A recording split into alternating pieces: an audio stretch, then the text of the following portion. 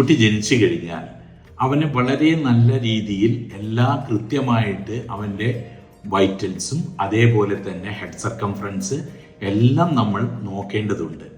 അത് മഞ്ഞപ്പിത്തം തുടങ്ങിയിട്ടുള്ള രോഗങ്ങളുണ്ടോ എന്നെല്ലാം വ്യക്തമായിട്ടുള്ള ഒരു പരിശോധന ആവശ്യമാണ്.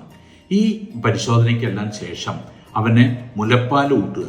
മുലപ്പാൽ ഊടുമ്പോൾ നമ്മൾ ഏറ്റവും ആദ്യത്തെ മുലപ്പാൽ അഥവാ കൊളസ്ട്രം എന്ന് പറയും. ഈ കൊളസ്ട്രം അമ്മയുടെ മുലപ്പാൽ കുട്ടിയെ കുടിപ്പിക്കണം. അത് വളരെയധികം ഇമ്മ്യൂണിറ്റി വർദ്ധിപ്പിക്കാൻ കഴിവുള്ളതാണ് ഈ കൊളസ്ട്രം എന്നാണ് തെളിഞ്ഞിട്ടുള്ളത്. അതിനുശേഷം മുലയൂട്ടുക എന്ന കർമ്മം അമ്മ ചെയ്യുമ്പോൾ കുട്ടിയുടെ വളർച്ച ആരംഭിക്കുകയാണ്.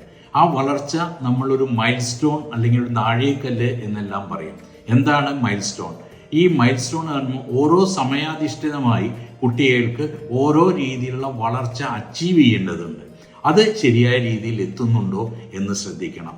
സമയാസമയങ്ങൾ കുട്ടി ഇരിക്കുക, ഒറ്റടി വെച്ച് നടക്കുക, ഓരോ വാക്കുകൾ പറയുക, അല്ലെങ്കിൽ അമ്മയെ അച്ഛനെ അല്ലെങ്കിൽ വീട്ടിലുള്ള അംഗങ്ങളെ തിരിച്ചറിയുക തുടങ്ങിയിട്ടുള്ള ഓരോ മൈൽ സ്റ്റോൺസ് ഉണ്ട്.